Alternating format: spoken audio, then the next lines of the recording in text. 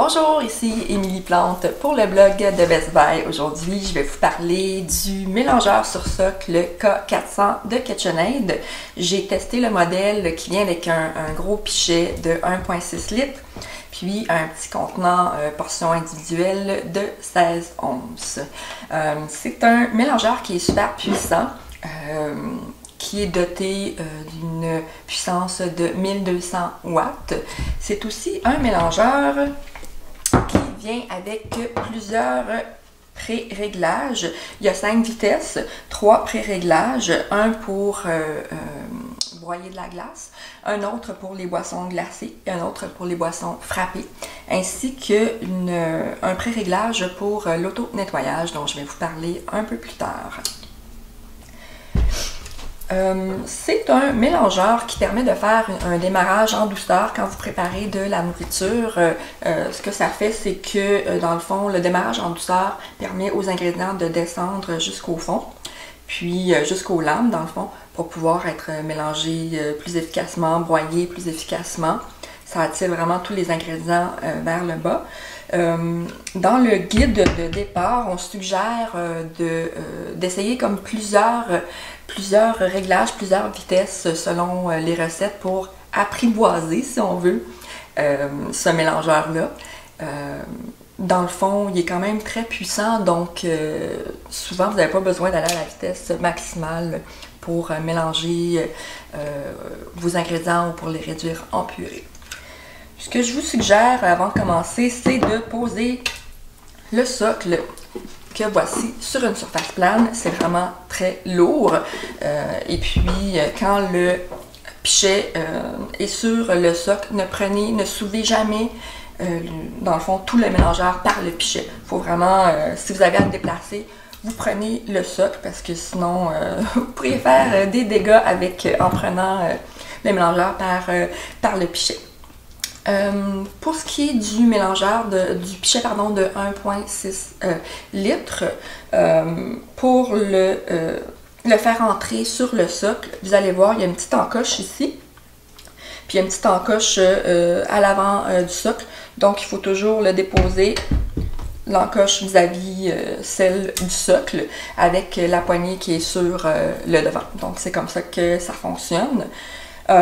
Pour le mettre en marche, ben dans le fond, je vais vous montrer le socle ici. Vous devez choisir la vitesse désirée ou le pré-réglage désiré, puis ensuite vous appuyez sur la petite touche ronde pour l'allumer. Quand vous utilisez les vitesses variables, après 3 minutes, il va s'éteindre automatiquement. Quand vous utilisez les pré-réglages, ils vont s'arrêter automatiquement une fois que le pré-réglage est terminé. La durée va varier selon les pré-réglages. Donc, au besoin, vous pouvez aussi utiliser ici le P, pulsation, pour donner des petites secousses.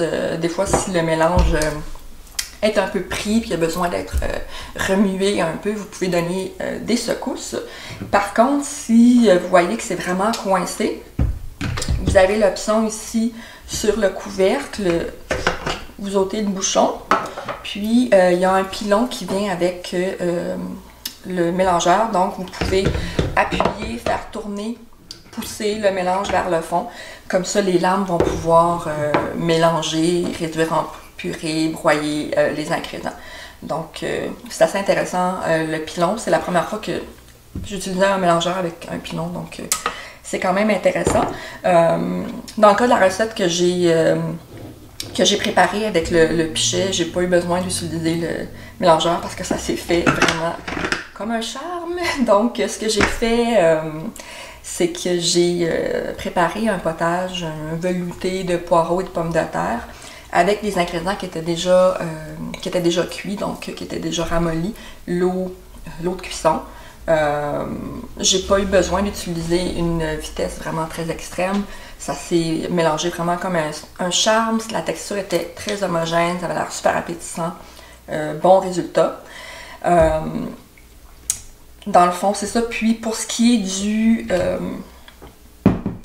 contenant individuel, vous voyez, dans le fond, c'est un pot qui vient avec un bouchon qui se dévisse ainsi. Donc, vous pouvez l'amener puis boire, si vous faites un smoothie par exemple. Pour l'utilisation, il vient avec des lames séparées. Donc, ce que vous faites quand vous l'utilisez, c'est que vous devez mettre la glace ou les ingrédients plus durs, par exemple, fruits congelés, en dessous. Les ingrédients qui sont plus mous, par exemple des morceaux de banane, des légumes en feuilles, si vous mettez par exemple des épinards, des choses comme ça dans vos smoothies. Puis sur le dessus, vous mettez votre liquide, donc jus, eau, boisson de soya, lait, peu importe. On referme et c'est le même principe que le gros pichet ici. Vous voyez la petite encoche, donc il faut le mettre exactement vis-à-vis l'encoche pour vous assurer qu'il est vraiment bien ancré dans le socle. Certains modèles ne viennent pas avec le petit contenant de portions individuelles, donc les prix vont varier selon le fait que le mélangeur sur socle vient avec le pichet d'1,6 litres et avec le contenant de 16 onces, donc c'est un peu plus cher dans ce cas-là. Pour ce qui est du contenant de 16 onces, moi j'ai utilisé des mélangeurs, celui que je possède à la maison en a un contenant individuel. Donc j'étais déjà habituée à utiliser ce type de mélangeur. Étant donné que celui-ci est très puissant, je m'étais dit, bon, j'ai pas besoin de mettre vraiment énormément de liquide à l'intérieur pour réussir à faire mon smoothie. Par contre, je me suis fait un peu avoir parce que oui, j'ai quand même mis pas mal de liquide, mais mon mélange restait coincé. Puis même en utilisant la touche pulsation, je ne suis pas parvenue à le mélanger de façon homogène, donc j'ai dû l'ouvrir, puis gratter un peu les parois avec une cuillère, remettre du lait de soya dans ce cas-là à l'intérieur, puis je l'ai remélangé à nouveau. On ne peut pas utiliser le pilon avec ce petit contenant-là, c'est seulement avec le gros pichet d'1,6 litres. Donc mon test avec le mélangeur, le contenant individuel a été un petit peu moins concluant. J'ai trouvé que c'était pas mal similaire à un modèle que j'ai qui est moins puissant. Donc il faut vraiment s'assurer de mettre beaucoup de liquide pour avoir un smoothie qui est vraiment homogène. Si vous faites une recette avec des liquides ou des aliments qui sont chauds, vous pouvez seulement utiliser le gros pichet. Donc, par exemple, si c'est potage, moi ce que j'ai fait, c'était des ingrédients qui avaient été cuits, donc qui sont chauds, avec le liquide de cuisson qui était encore très chaud. Dans ce cas-là, c'est seulement avec le gros pichet. Pas de liquide très chaud avec le petit contenant de 16 onces. Pour ce qui est du nettoyage maintenant, je vous ai dit qu'il y avait une fonction auto-nettoyante. Cette fonction-là peut seulement être utilisée avec le pichet de 1,6 litres et non avec le contenant de 16 onces. Ce que vous devez faire, vous devez remplir l'intérieur environ à la moitié avec de l'eau chaude, mettre 1 ou 2 gouttes de nettoyant à vaisselle, vous refermez bien sûr le couvercle pour ne pas éclabousser partout. Puis ensuite, vous tournez la roulette vers la fonction auto-nettoyante. Puis, vous appuyez sur la touche pour démarrer. Vous le laissez faire. Il va s'arrêter automatiquement tout seul. À la fin, ce que vous faites, c'est que bon, vous l'ouvrez, vous videz le contenu dans le lavabo, vous vous assurez de bien rincer. Puis c'est fait. Vous pouvez également nettoyer toutes les pièces à l'exception du socle. Les pièces se nettoient à la main, bien sûr, et vont au lave-vaisselle. Le socle, si vous voyez qu'il est un peu sale, vous pouvez le frotter délicatement avec un linge humide, mais évidemment, vu que c'est une machine qui est électrique, il ne faut jamais la submerger dans l'eau. En conclusion, j'ai vraiment apprécié la puissance de ce mélangeur-là, surtout pour cette partie-ci, le gros pichet. Bien sûr, je l'ai juste utilisé pour faire un potage, mais j'ai aucun doute que ça ferait de très bonnes recettes, des mélanges très homogènes. J'ai utilisé plusieurs sortes de mélangeurs dans ma vie, puis effectivement, celui-ci est vraiment très puissant. Donc, c'est ça. comparativement au pichet, comme je vous disais, ben, c'est sûr que j'ai connu des petits ratés avec le contenant de 16 onces, mais il faut vraiment s'assurer qu'il y a suffisamment de liquide pour l'utiliser. Point positif, les pré-réglages, le fait que si on utilise les vitesses, ça s'éteint automatiquement après 3 minutes. Le pilon, bien sûr, qui est une très bonne façon de réduire les morceaux en purée en les poussant vers le fond. Ça aussi, j'ai trouvé ça très pratique. Puis aussi, le petit bouchon, si vous avez besoin de mettre plus de liquide, vous n'avez pas à l'ouvrir au complet. Vous pouvez juste ouvrir le petit bouchon. Ça aussi, c'est pratique, mais généralement, la plupart des mélangeurs viennent avec un couvercle comme ça.